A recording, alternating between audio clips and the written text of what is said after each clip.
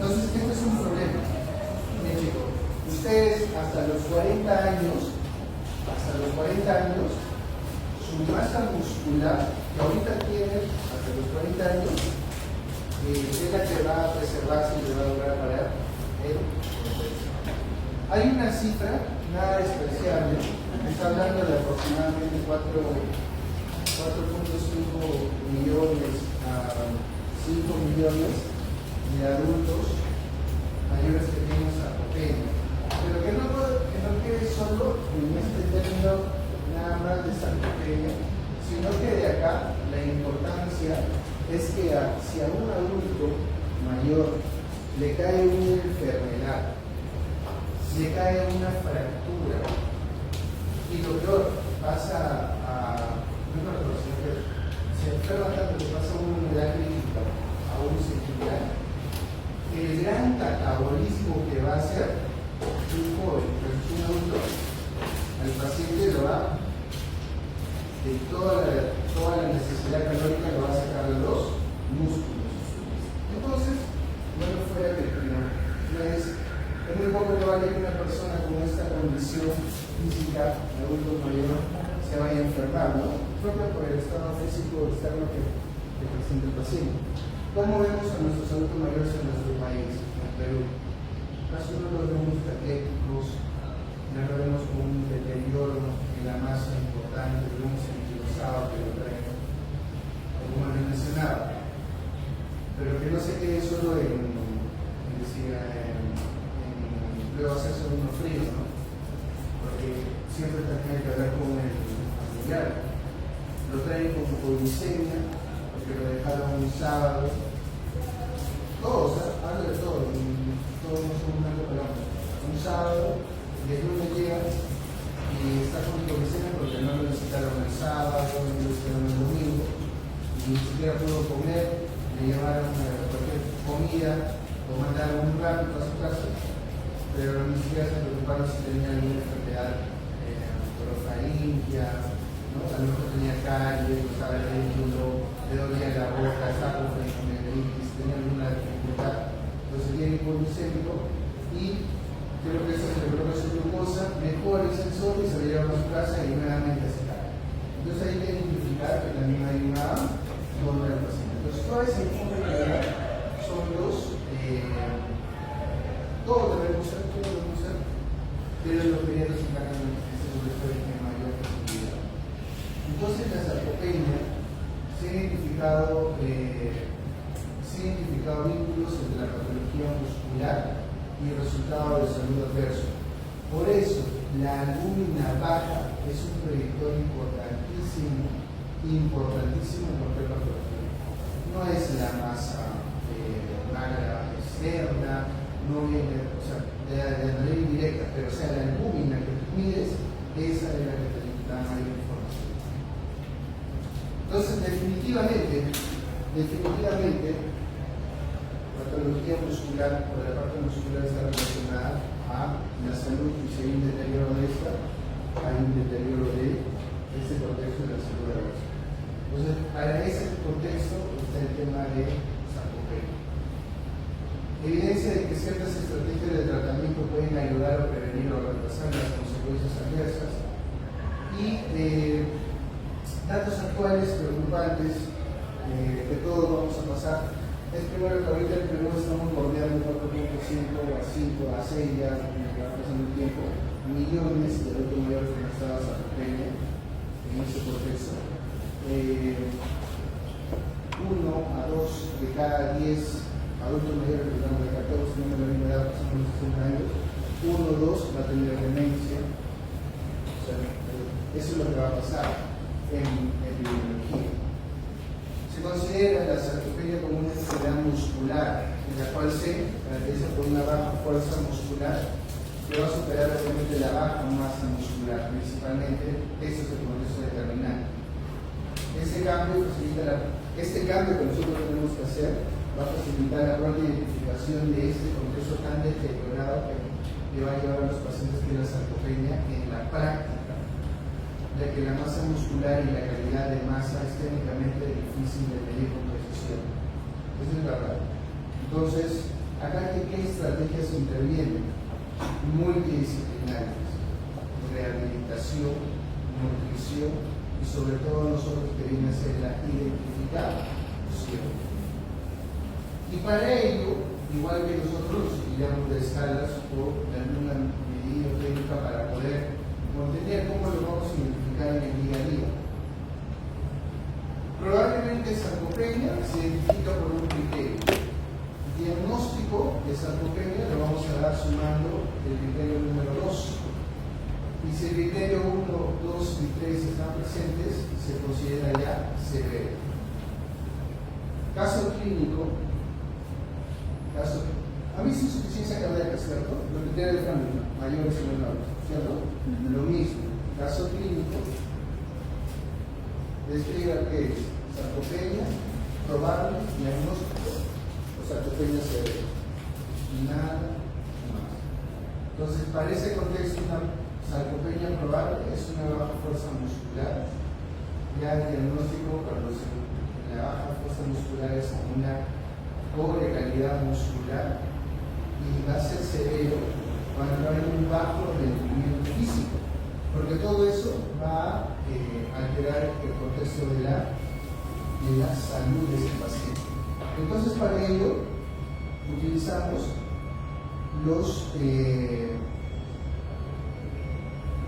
las diferentes escalas. Dentro de ellas, esta de acá, para tratar de tener una noción. Como ustedes logran ver, es similar a la anterior, pero acá están valorando, es una escala estandarizada, tiene diferentes grados de apoyo a esta escala, diferentes estudios a favor. Esta es la parte del objetivo de identificar la presencia de probable sarcopenia en la persona mayor. Las instrucciones se aplican al cuestionario marcando la puntuación para cada pregunta, como en la previa, los datos. ¿Y qué vamos a ver? Por medio de preguntas. Ojo, una cosa también hay escalas por preguntas para el paciente y algunas escalas de preguntas para los cuidadores. No puedo utilizar esta para pacientes y hacerlo pasar como de cuidadores, porque las preguntas para los cuidadores es muy diferente. Entonces, esta de acá específicamente está hecho para el paciente que pueda. ¿Qué tanta dificultad tiene para llevar o cargar, ojo, 4.5 kilos? Es porque se le dio la gana de que sea 4.5. ¿Por qué no pudo ser solo 4? ¿Por qué no solo pudo ser 5? ¿Qué tanta dificultad tiene para llevar o cargar? Ojo, no es qué tanta dificultad tiene para levantar, no está diciendo eso, sino qué dificultad tiene para llevar. ¿Se entendió? Porque ¿cuál es el principal problema de los adultos mayores? Algunos ya incluso tienen su fractura, ¿cierto? O están con su prótesis. Entonces, no las así que haga este movimiento, porque la rodilla, encima de esto va a tener problemas. Simplemente se les da. ¿Cómo le podría preguntar esto en otras palabras? Cuando vas al mercado, ¿no? Puede llevar más de 4 kilos, ya tú ahí ves, a lo mejor contesto para decir, puedes cargar 4 kilos de manzana y lo puedes desplazar. ¿Qué tanta dificultad tiene para cruzar caminando por un cuadro? ¿Qué tanta iluminado? ¿Qué tanta dificultad tiene para levantarse? Y acá viene esta palabra importante. Para levantarse de una silla o cama. Y cuando estás valorando eso, estás viendo un contexto importante que viene a ser un patrón en el cual se almacena bastante contenido muscular que viene a ser las. Entonces, y aparte estás viendo qué tan importante lesión o no puede tener a nivel de esas articulaciones. ¿Qué tanta dificultad tiene para subir 10 escalones? ¿Y cuántas veces se ha caído en el último año? Y eso bien claro definir que hayas tenido un mareo y te hayas sostenido, eso no es una caída.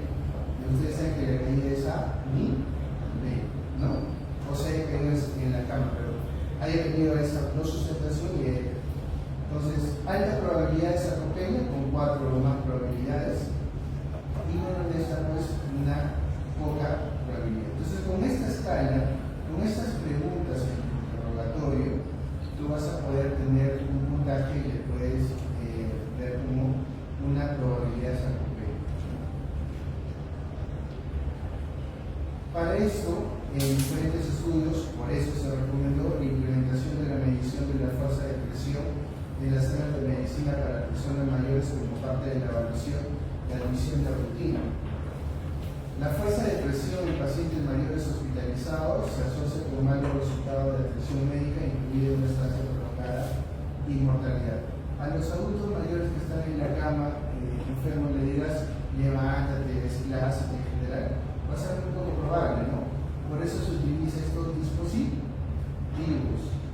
Entonces, cuando vas a estas áreas, por las cuales llevó la pediatría, por las que les mencionaba, los pacientes que están ahí, los adultos mayores, los están movilizando, ahí está la rehabilitación, todo el equipo, y de pronto les dan estos dispositivos para hacer cuánta presión hace. Así cuando están en una gimnasio, hay dispositivos para ver la presión, lo mismo hace en este nivel. Entonces, ellos recomendaron la implementación de la medición de la fuerza de prevención. Y obviamente para la fuerza de prevención están viendo todo el cuadro de musculatura. Pero no solo es la prevención así, o sea, este es el equipo, no es tener la calle y presionar, sino mantenerlo como la figura que están valorando cómo va el mundo superior. El paciente mayores hospitalizado lo realiza y paradójicamente, mientras los resultados son malos, también son malos la estancia y los indicadores de calidad, la estancia prolongada y la mortalidad. ¿Ok? Hay una baja correlación de la fuerza de presión manual medida de fuerza estándar de las extremidades inferiores, músculos extensores, flexores de la cadera y la capacidad funcional de mujeres, pero sí en la parte del tren superior. Entonces van viendo según la fuerza que ellos puedan realizar en la presión y se van clasificando, ¿no? De qué adecuada respuesta puede presentar el paciente. La otra prueba es esta de acá, que viene a ser la levantarse de la silla, ¿no? Esa prueba tiene una duración de 30 segundos. Entonces, ¿qué quiere decir? Vamos a valorar que esa posición de estar sentado a pararse el paciente tenga que ser en 30 segundos. ¿Por qué no? Usted dirá, oye, 30 segundos es bastante, ¿no? Que medio minuto. Yo a mí no lo sé, pregunta del examen. No, sino que, ¿qué pasa si lo hace más rápido? ¿Qué le va a dar? O le da su vasovagal, ¿cierto? Le va a dar su mareo, su hipotensión ortostática. Entonces, lo que se tiene que hacer es, antes de eso, evaluar la parte cardiológica y si no se lo puede realizar sin ninguna complicación, se da este punto de corte de 30 segundos para que pueda realizar ese movimiento. ¿Y qué están valorando? Lo que acá en el estudio decía que este tenía cierta deficiencia, y es en la parte inferior, ¿cierto? Del cuerpo. En cambio, acá que estamos valorando la parte inferior. Entonces, había que unir los dos contextos. Siempre y cuando el paciente, esto ya no va a ser para un paciente hospitalizado, no, en la cama, sino que tiene que ser un paciente que se puede utilizar adecuado ya para el alta o su defecto en el consultorio. Es decir, cada test tienes que individualizar. No vamos a pedir a un paciente que se esté levantando de su cama y realizar cuando no va a poder. Ok, y cada uno de estos procedimientos también pueden ser asociados con otros movimientos. Acá, por ejemplo, si ustedes van a ver, la mano se encuentra a un costado, ¿no? Y de cierta manera necesita un punto de sujeción para poder realizar el movimiento en ese contexto. Lo mismo que se ve en la parte de los gimnasios en general, cuando tú aumentas un poco más de peso o ciertos movimientos para complicas o haces una mejora de estas áreas del cuerpo, lo mismo a este nivel. Entonces hay una clasificación y puede determinarse si hay una evaluación adecuada o no adecuada de la parte inferior. Ok, comenzamos con esto. Podemos ayudarnos de estos dispositivos para exámenes para la valoración y para una valoración completa. Chicos, cuando ustedes hacen su asado, ¿qué carne compran? ¿Qué carne es la mejor para hacer asado, para una picaña, ¿ya? Ahí, ¿cómo tiene que hacer la carne? Músculo y al costado, grasita, ¿cierto? Músculo, grasita, músculo, grasita, ¿cierto? Es una buena carne. Eso es bueno para comer, pero para lo que ocurre con los pacientes es que cuando hay mucha inmovilidad, el tejido magro, la grasa comienza a ingresar, fuera de la que se ve externamente, comienza a ingresar en estas áreas del músculo. Y esto se logra ver por medio de exámenes, por ejemplo, en este caso una resonancia magnética. Pero ¿qué voy a pedir para sarcopenia de resonancia magnética? Esto lo hacen en los países que están preocupados porque está asociado a mortalidad. Está asociado a mortalidad. Entonces, para nuestra realidad y para lo que tengamos en el CERUM, en el hospital que realices, lo que tienes que hacer es la identificación. Lo identificas, ves cuál cerebro está el cuadro y dónde convenga, y obviamente, si el que te va del país o necesitan hacer un estudio más complejo, pues con la resonancia magnética ya en ese nivel. Hay otras también para la valoración de este cuadro sarcopenia. Obviamente tener un paciente que pueda valorar. Recuerda que esta información no solo va a ser por el paciente que vas a ver, sino también en el consultorio.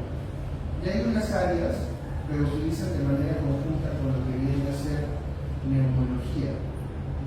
Lo que viene con la neumología hace una parte, tenemos una caminata en un área específica marcada, como se encuentra acá, en la cual hay una zona de aceleración que tiene una dimensión de 2 metros y el paciente en ese periodo tiene que acelerar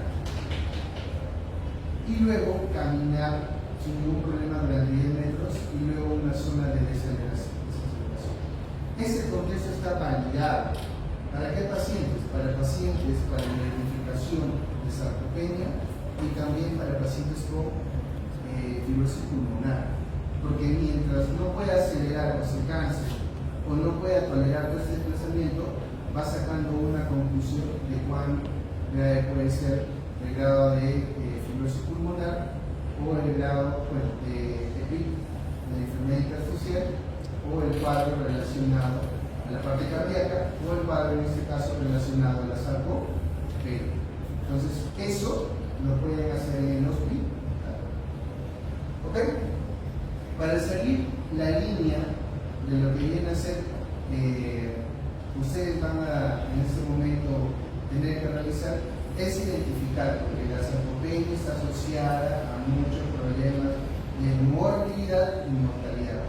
¿Qué vamos a hacer? Tenemos que buscar los casos. ¿Qué vamos a utilizar? La escala o el cuestionario, ¿cierto? Entonces, te apuntas con esas preguntas. ¿Cuántas preguntas son? Son 5 preguntas. Entonces, con tu puntuación mayor de 4 a más, 4 o 5, ya tienes que ver si esta es positiva o si está presente o si es negativa. Con esta podemos determinar por el momento que no es sarcopenia, pero nuevamente hay que hacerle un control, porque ¿cuál es el contexto? Que estamos pasando por una línea de tiempo, es que no se vaya a presentar. Si esta es positiva, ¿qué vamos a hacer? Los test de esfuerzo, ¿no? Los que hemos visto, levantarse de la silla, y el otro cuál era, el hacer la prevención. Y con eso determinamos si se encuentra normal o se encuentra. Si no es normal, pues si es normal, no es sarcopenia, pero nuevamente hay que reevaluarlo posterior. Y si en caso esta fuera baja, ya tenemos un diagnóstico de una probable sarcopenia. Para los contextos mucho más avanzados y de valoración, es más, las imágenes no necesariamente deben ser para ese punto, ya con esas imágenes adecuadas u otras asociadas, podemos netamente confirmar esa sarcopenia. La severidad también se puede medir con respecto a esos exámenes, por ejemplo, de test de caminar. Entonces ya dan un diagnóstico de sarcopenia severa. Este sería un flujo en el cual nosotros tenemos que identificar con un test, un cuestionario, usando algunos exámenes y probablemente brindar ya diagnósticos probables o confirmados o diagnóstico de sarcopenia severa. Pero si ustedes han visto el test que hemos solo comentado acá, esta diapositiva tan pequeña con información también escasa, como que puede venir, probable sarcopenia solo por el criterio 1. Se confirma cuando se encuentra la baja calidad o cantidad muscular, que eso te la pueden colocar, que salió de un estudio realizado, y si ambos, asociados a estos son los 50 terceros, el bajo rendimiento físico, se va a considerar severo. Es lo mismo, pero mucho más resumido, que este acá, que obviamente ha pasado por toda una etapa, ¿no?, de evaluación y de exámenes de imágenes. ¿Alguna pregunta hasta acá? Nada. En conclusión, la medición de parámetros de sarcopenia, fuerza muscular, fuerza de expresión, es simple y económica. Si eso es simple y económico, es lo que están realizando ¿dónde? En los hospitales de nuestro país. O es también la cosa que van a sacar, ni se les ocurra pedir personas médicos, ¿verdad? Entonces están enseñando. No. Por nuestras limitaciones, obviamente, fuerza muscular y fuerza de presión es simple y económico de los utilizando. Baja fuerza de agarre es un poderoso predictor del pobre resultado de los pacientes con distancia más prolongada, mayor limitación funcional, mala calidad de vida relacionada con salud y muerte. Por facilidad se recomienda la fuerza de agarre para el uso de rutina en la práctica hospitalaria en entornos clínicos especializados y en la atención médica comunitaria. ¿Listo? Ok, eso es con respecto a los criterios de lo que viene a ser la sarcopenia. ¿Qué cosa más vamos a tener que ver con respecto a la sarcopenia? Este es un enfoque tanto para el consultorio como para la parte hospitalaria, que nos va a dar información. Pero acá, ¿cómo vas a luchar contra la sarcopenia? O sea, ¿qué medidas le vas a decir al paciente para que mejore ese cuadro? Primero, cuál es importantísimo, es la nutrición. Si llega a partir de los 40, todos vamos a tener caída de corazón, la parte muscular de este cuadro, tratando de conservarlo, pues entonces ¿qué cosa necesitamos? Necesitamos los ingredientes para que se no caiga. Hablemos dicho cuántos gramos de proteínas tenemos que consumir al día o darle al paciente sin ninguna tubería más. 1 a 1.5 gramos por kilo al día, ¿no? ¿Okay? Lo otro son las vitaminas y diferentes aminoácidos. Aminoácido importante que toman los físico-culturistas o los que están en eso, creatina. No, pero ¿cómo le vas a dar al agua creatinina para que tome? Claro, hay que ver la parte renal en general, pero cuando tiene una condición que tú quieres que progrese a menos, la creatinina tiene que ser administrada al paciente y es muy importante. Obviamente no va a ser el glucosa. Luego hay una aminoácido también importante que es la leucina. Sí, también hay que brindarle a los pacientes. ¿Qué alimento básico importante está relacionada que tiene la mayoría de lo que estamos mencionando? Es un producto que nosotros lo tenemos. No sé si sigue todavía el mensaje de la familia o de las mamás, a ver si todavía no ha cambiado. ¿Cuál es el alimento de los campeones y del astronauta? Como así te decían para que comas. ¿Cuál era? Bueno, a mí me dijeron que no había problema. La quinoa era, la quinoa, ¿cierto? El alimento de los bueno, la quinoa tiene la mayoría de todo lo mencionado. Es proteína, leucina, tiene esos aminoácidos y algo muy importante que está relacionado a los omegas. Entonces, la quinoa hay que recomendarla para el consumo. Aparte que es más pequeña y más blanca, pero y hay que hablar adecuadamente, y eso sí es una recomendación con los pacientes que si a esta edad han llegado y están en el contexto de ser veganos. Porque imagínate, el tema de sarcopenia y ser veganos, hay un problema, ¿no?, importante. Ya hemos visto el fierro y cómo está relacionado también a este punto. Otro contexto adicional es la vitamina D. ¿Por qué la vitamina D se va a venir alterada? Porque si hemos dicho cómo está la piel de este tipo de pacientes, se pone un poco más dura, ¿no? Pierde su actividad, así como la parte enzimática está alterada, la piel también se va a ver alterada, ya no va a haber una buena. Entonces la parte nutricional hay que verlo con demasiado. Entonces, a lo que mencionaron, o la mayoría de las recomendaciones de los dietistas y de la parte nutricional, uno buen alimento es aparte de darle carnes, pescado, salmón, lucha, es darle inmediatamente la quinoa. ¿Okay? Eso es a la hora que estén en esa fundación, no está acá, pero lo otro punto es obviamente mantener el estado de movilidad del paciente. Y para ello viene este contexto. Para alcanzar lugar en estacionamiento de algunos hospitales, tienes que salir de casa a las 4 de la mañana y estar esperando 2 horas para tu trabajo, ¿no? Y si te quedas así 2 horas sentado, te va a comenzar a doler, ¿no? La cadera, te vas a sentir cómo te vas a estar moviendo, ¿cierto? Entonces, ese proceso de no movilidad por largos tiempos se va a ver mucho más expresado en el contexto de los adultos mayores.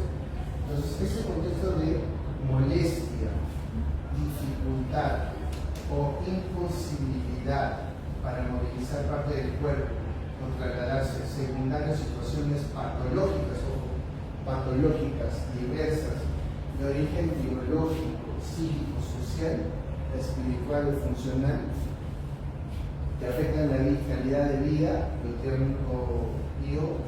riesgo de progresar, ¿no? Dismovilidad, igual inmovilidad. Entonces hay que tener mucho cuidado. Por eso, para evitar ese tipo de contextos, a la mayoría de los pacientes, en todos los lugares, ¿qué es lo que están realizando? Comienzan a realizar el movimiento de todas las articulaciones, sobre todo a los pacientes que están con mayor estancia. Porque si no, ¿cómo salen los pacientes de las estancias hospitalarias? Salen así, ¿cierto? Y cuando llegan contigo para canalizar una guía, vas a poder canalizarlo porque van a estar completamente encruzados. Hay que tener mucho cuidado en ese tema. La importancia es que obviamente la inmovilidad te va a llevar a otros escenarios que hemos visto, como viene a ser el TEP. ¿Se acuerdan? Cuando hay inmovilidad del TEP, es un incremento de la capacidad de realizar las actividades básicas. Las personas mayores de 65 años van a presentar dificultad de movimiento, casi un 18%, y cuando es mayor de 65 años, casi el 50%. Asociado a esto, también hay en este punto de corte. Todos ustedes van a perder aproximadamente un 25% de su masa muscular a partir de los 60-65 años, y el 80% lo va a perder a partir de, bueno, no todo, a partir de los 80 años, un 80% ya va a tener entrando lo que viene a ser la sarcopenia. Prevalencia va a aumentar con la edad. 7 a 22% de los ancianos hospitalizados van a sufrir de restricciones físicas. Por eso está normado como un índice de calidad. ¿Cuántas personas se encuentran con restricción al movimiento? ¿Cuáles son esas supresiones mecánicas? A los adultos mayores no se les puede estar colocando supresiones mecánicas cuando no ameritan. Es más, debería tener incluso. ¿Ustedes han visto a los pacientes con supresión mecánica? ¿Los bonitos? ¿Sí han visto? Antes de que tú coloques una supresión mecánica a un adulto mayor, tiene que firmar el procedimiento informado del hijo o de alguna otra persona, porque esa supresión mecánica lo que lleva a fracturas,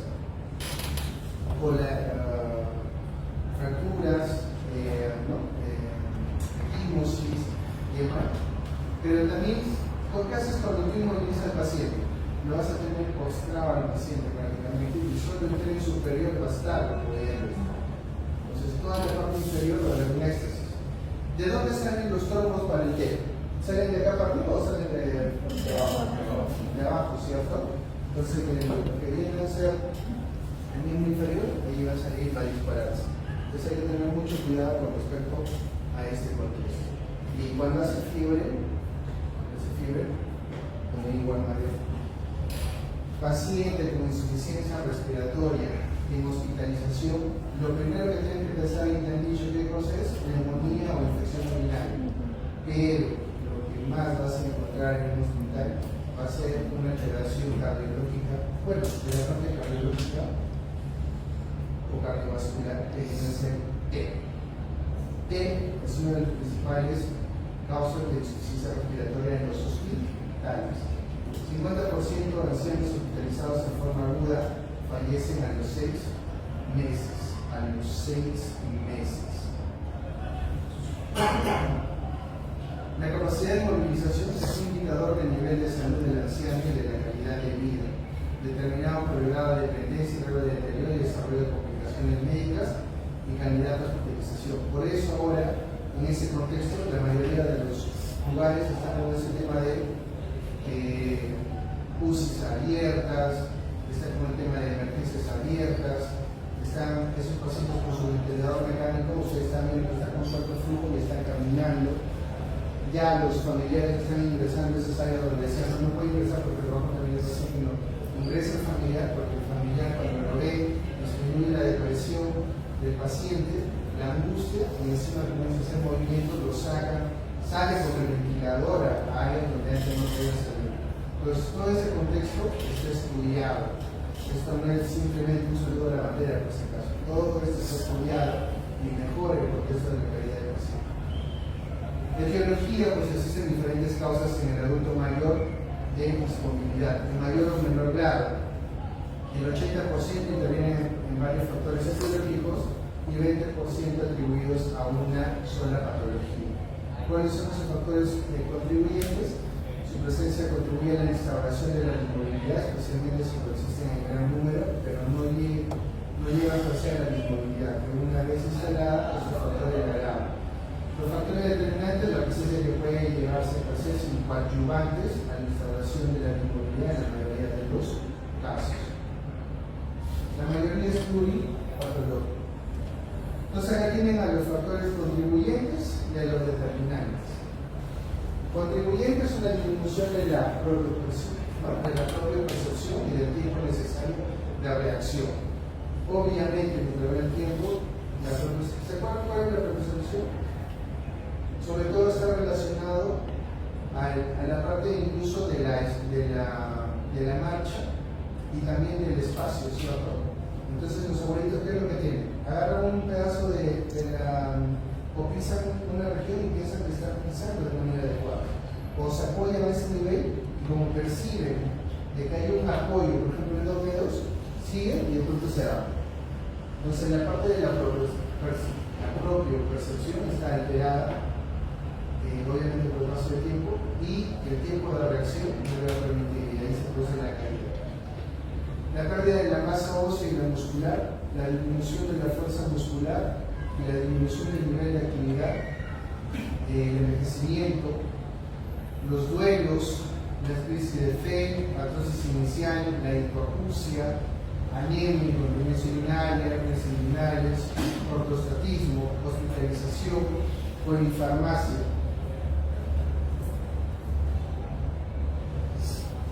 ¿Qué tratamiento le dan a la bebé? Chéquenlo, a los abuelitos, o pregúntenle a sus familiares. ¿Qué le dan en la noche? Porque supuestamente la abuelita no puede dormir. Le dan su alpra solar. No sé si los quieren o los quieren. Pero esos medicamentos, el sistema nervioso y sobre todo la parte de la depresión respiratoria es un arma muy importante. Encima, tienes una benzodiazepina de corta duración, tienes una benzodiazepina de tiempo, ¿no? Como el midazolam, que de corta duración, y diazepam de larga duración, pero le das una de las benzodiazepinas que no solo actúan en el escenario de la benzodiazepina en su unión y ingreso de cloro, sino también le está dando una benzodiazepina como la alprazolam. Clonazepam, alprazolam, y la alprazolam está relacionada del sistema nervioso central con arritmias. Una solo prime bastante. Pero le está dando un medicamento que tan solo va a generar más problemas a nivel del sistema nervioso central e incluso nos puede brindar arritmias. Hay que tener cuidado. Trastornos del ánimo, maltrato, ¿no? En los noticieros. La abuelita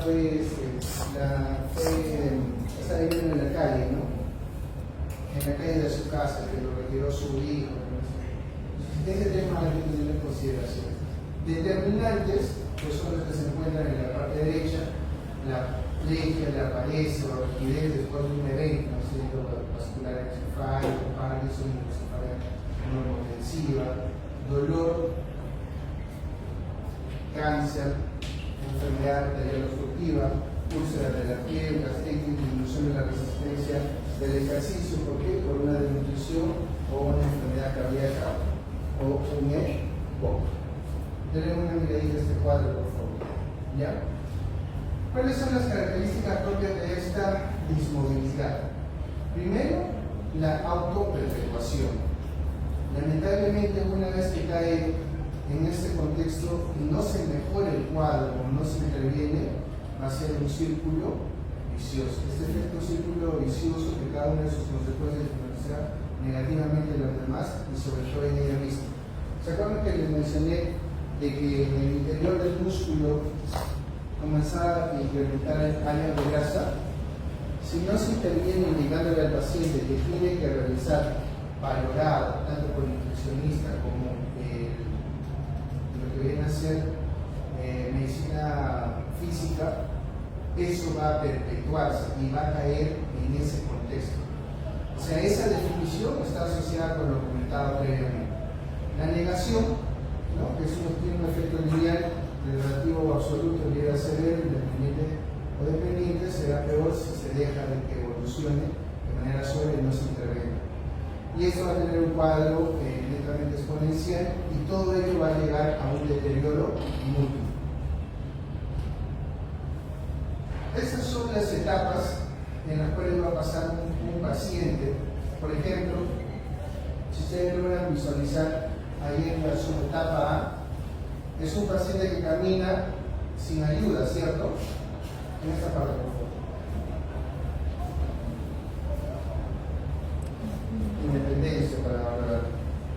Camina sin ayuda, luego se siente, se incorpora solo, puede salir de la cama solo o con ayuda, puede movilizar extremidades superiores e inferiores y puede realizar giros sin ayuda.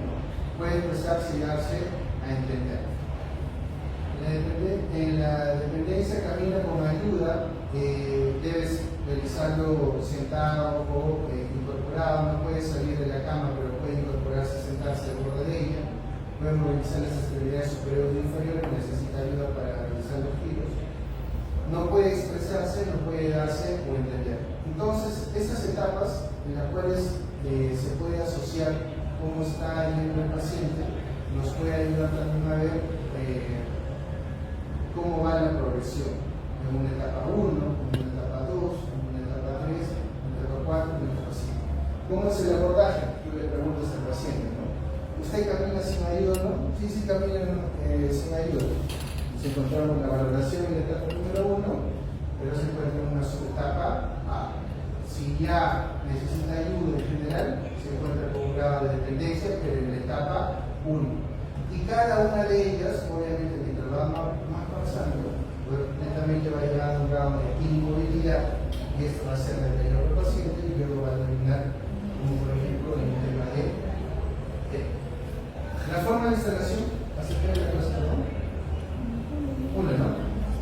La forma de instalación, obviamente va a haber una dismovilidad aguda y una dismovilidad larvada. Nótese que la dismovilidad larvada, la de abajo por favor, progresa lentamente, es obvio por el mismo contexto, no hay nada nuevo ahí, pero en los periodos laxos, los periodos van a ser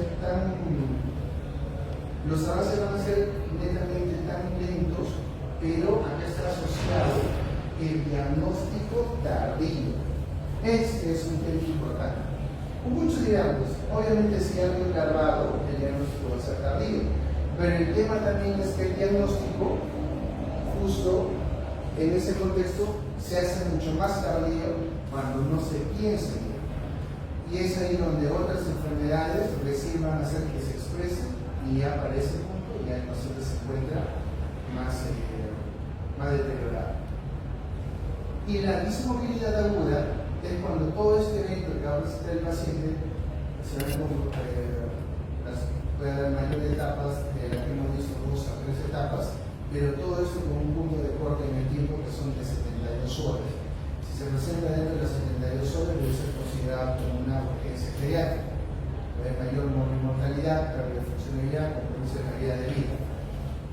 ¿En qué voy a pensar yo, por ejemplo? Si un paciente que caminaba, se sentaba, puede salir de la cama y de pronto 3 a 4 de estas etapas lo presenta dentro de 4 días y no llama la atención, eso debe ser una urgencia pediátrica. Para nosotros es una emergencia. ¿Qué cosa tengo que pensar?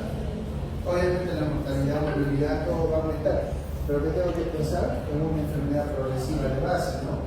Puede ser un accidente cerebrovascular o alguna otra condición metabólica que lo está deteriorando al paciente. Entonces tengo que valorar e intervenir inmediatamente. Para la izquierda, todos los ejemplos de una dismovilidad larvada y para la derecha una dismovilidad aguda, dentro de las cuales hay que pensar bastante en un factor cerebral para nuestro escenario. Un paciente que no pueda caminar, que se canse, que necesita ayuda para girar en general, puede tener un infarto cerebral definitivamente. Puede ser pequeño el infarto que le produzca ese cuadro, pero tiene un infarto. O el del corazón, no puede caminar, no se puede mover porque está en falla cardíaca. Hay que tener esas situaciones. El problema es con esa dismovilidad larvada. Por favor, denle una mirada a esos ejemplos. Etiología de dismovilidad larvada y etiología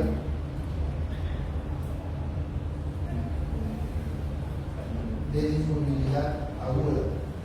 Eso ha venido en los exámenes, por favor.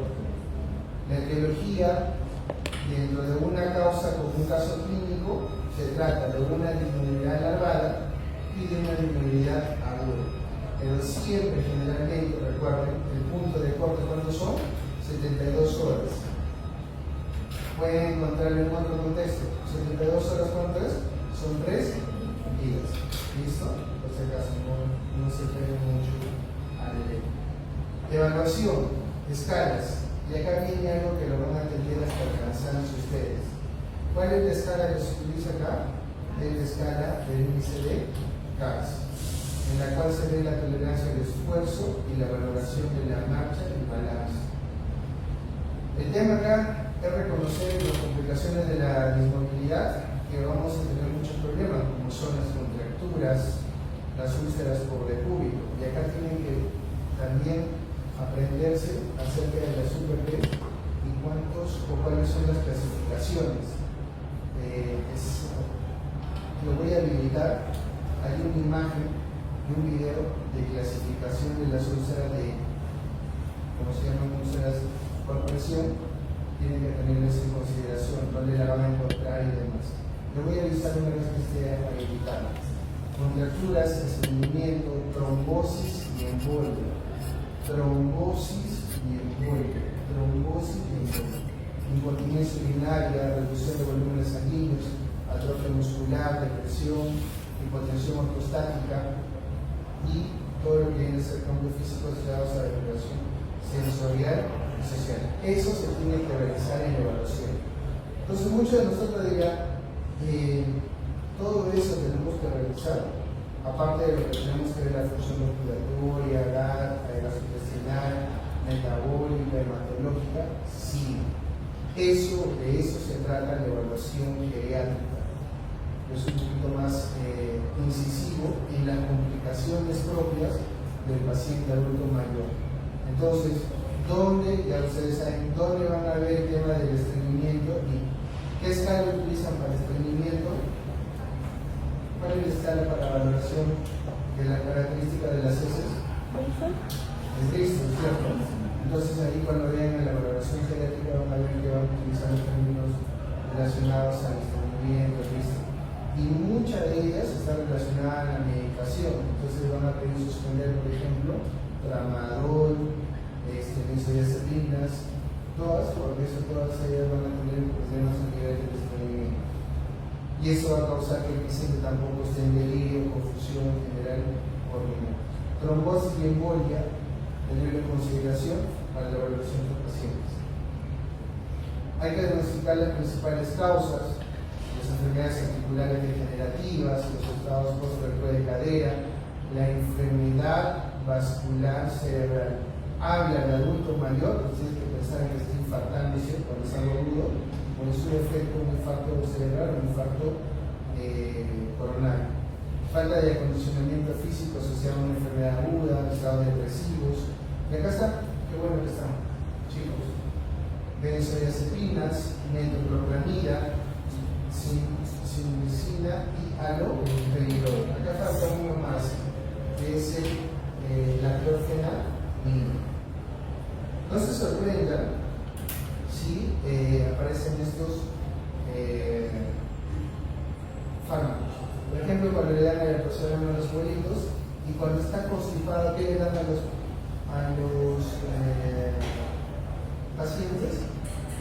Para que aumente el tránsito gastrointestinal, entre comillas, le dan la antilosa. Es una opción, pero la metoclopramida. Pero como ahí está, ahí bien claro dice, prácticamente que hay que tener mucho cuidado cuando utiliza eso, porque la metoclopramida, ¿dónde va a ser su efecto? ¿En todo el tránsito gastrointestinal o en una sola parte en sí? En una sola parte en sí, ¿cierto? Solo en el fondo. Entonces, netamente para un área específica de la parte gástrica, sobre todo. No es que en todo el tránsito gastrointestinal va a ser una peristalsis. Y aparte de la metoclopramida, ¿qué es lo que produce en el electrocardiograma?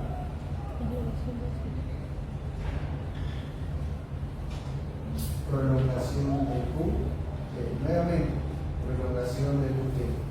Benzodiazepina, que te produce arritmia en el personal. Metoclopramida, que te está dando, que estás prolongando el QT, estás generando todo para que ¿alguien ha colocado metoclopramida? ¿Nadie? ¿Alguien le ha colocado dexametasona intravenoso? ¿O alguien ha administrado dexametasona? El paciente siente un cosquilleo con la dexametasona. La metoclopramida, cuando la administran al paciente de manera rápida, el paciente entra en un estado de algunos de delirio o desesperación o taquicardia. Ponte que se la coloque en parte del paciente, porque no se coloca intramuscular, obviamente. Bueno, no la indicación, pero produce taquicardia. Clonazepam, deterioro de clorfenamina, deterioro también lo lleva al estado sexual disminuido, y el haloperidol, lo que mencionamos, que también prolonga el QT. Entonces hay varios fármacos que te están produciendo baja la predisposición a que vayas a realizar una arritmia. Musculoesqueléticas, osteoporosis, fractura de cadera de fémur, trastorno de los pies. Neurológicas, Parkinson, enfermedad del sistema nervioso central, neuropatías, cardiovasculares, ICC, insuficiencia cardíaca congestiva, la claudicación, la angina, pulmonares, el EPOC, otros trastornos, trastorno de visión, miedo, inmovilidad forzada en los asilos venosos pitables. Complicaciones adicionales, cardiovascular, la tendencia en los síncopes, la fatigabilidad, disminución de tolerancia al ejercicio, reducción de volumen circulante. Acá falta algo muy importante. Déjame ver si está. Sí está. Osteomuscular, atrofia, debilidad muscular, disminuye masa ósea, contractura muscular, rigidez, deformidad, postura viciosa, todo lo que van a ver en los adultos mayores. En la parte respiratoria, disminuye la capacidad vital respiratoria, aumenta la producción de secreción mucosa, y es ahí donde usted va a decir, pero doctor, siento que la secreción se queda acá, lo siento acá, no sale, se queda acá. Y todo le van a dar en acetilcisteína, ¿cierto? Para que lo logres perforar. Es un proceso lentamente del paso del tiempo que está haciendo que su sistema, que todos vamos a pasar, que va a producir más secreción mucosa. En las acetilcisteínas, la probabilidad de caer en ese aspecto ayudará en un porcentaje, pero lo mejor va a ser el estado adecuado del paciente en lo que viene a ser evitar la dismovilidad, o sea, va a ser mayor para producir mayor secreción mucosa, pero que no sea tan concentrada o tan seca.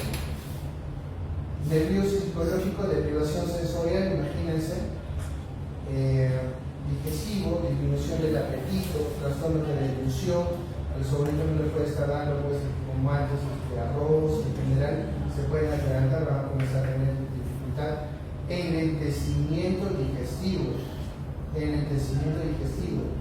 tendencia al reflujo, estreñimiento e impactación fecal. Todo eso, lo que les menciono, lo que ustedes están viendo ahora, probablemente es su práctica, ¿no? Luego los pacientes con mucho dolor, noche de posición de 5 días, están terminando en lacrimosa o están terminando en lo que son enemas. Genitourinario, retención urinaria, litiasis, infección a repetición.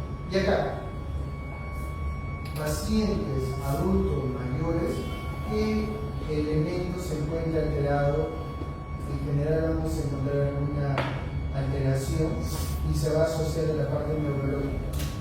¿Será sodio, será potasio, calcio? ¿Cuál será? ¿Será él? ¿El? Sodio.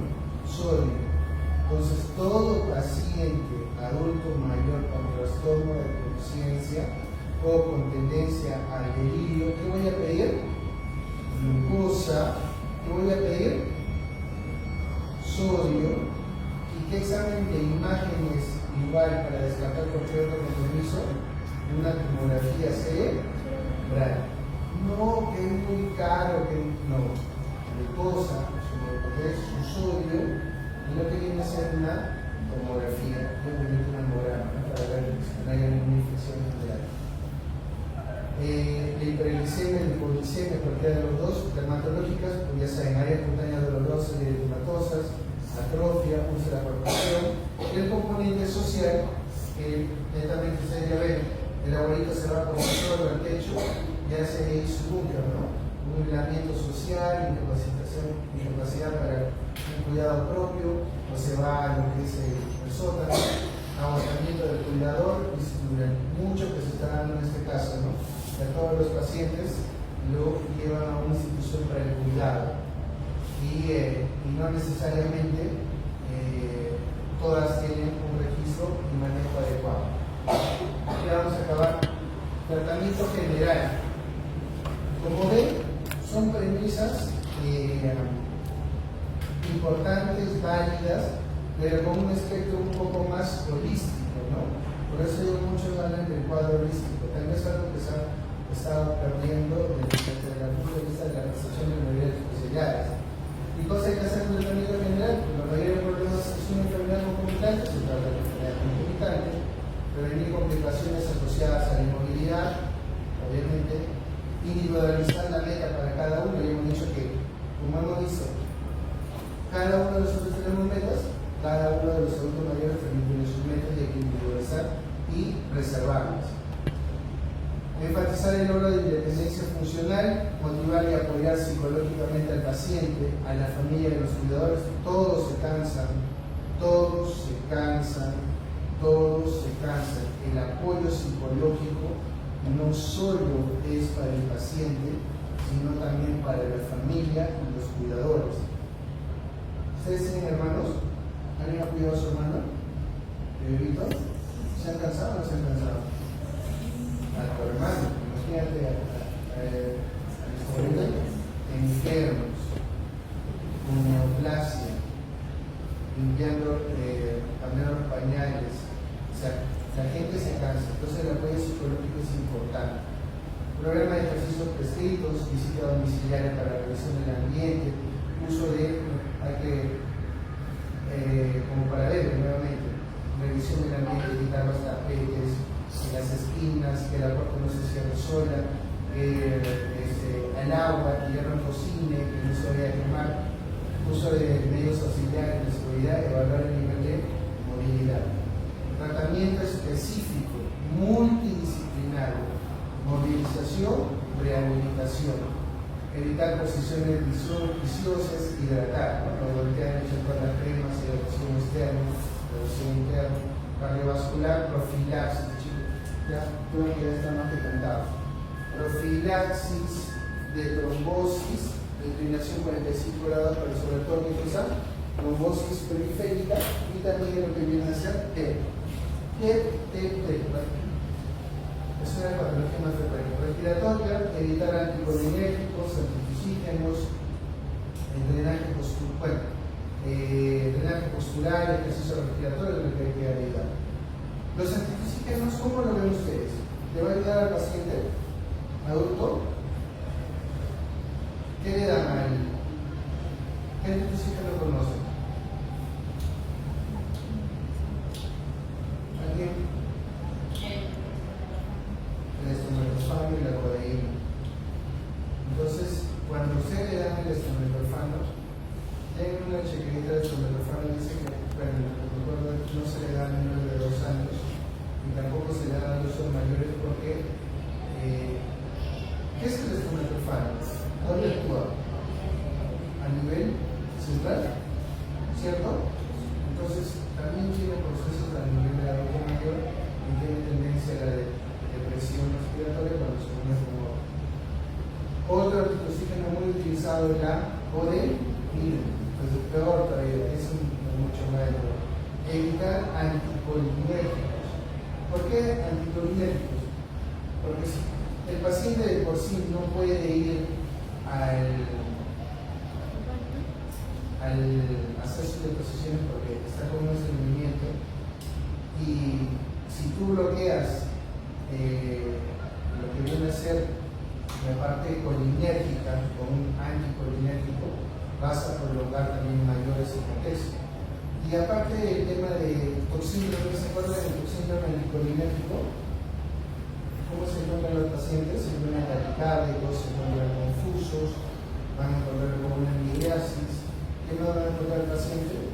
Deshidratado, y todo eso va a perpetuar el cuadro. Entonces hay que tener mucho cuidado la parte respiratoria. Otro punto adicional.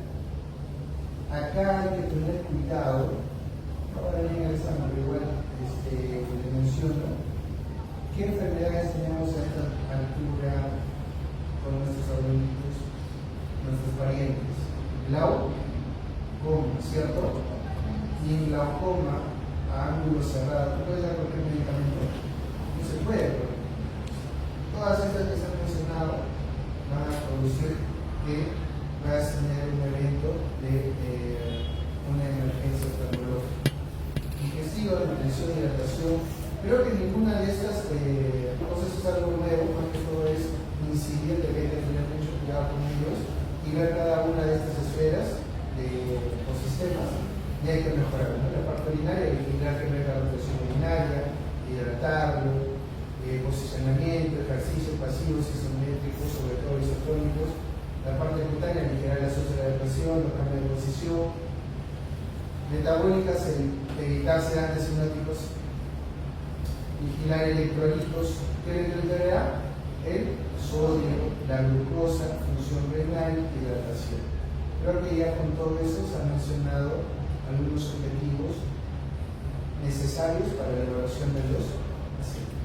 Bueno, yo creo que lo dejamos cerrar para luego pasar y ver el día de diapositivos en la de discapacidad y dependencia. ¿Ok? Yo les aviso cuando subo el tema de úlceras por presión para que lo puedan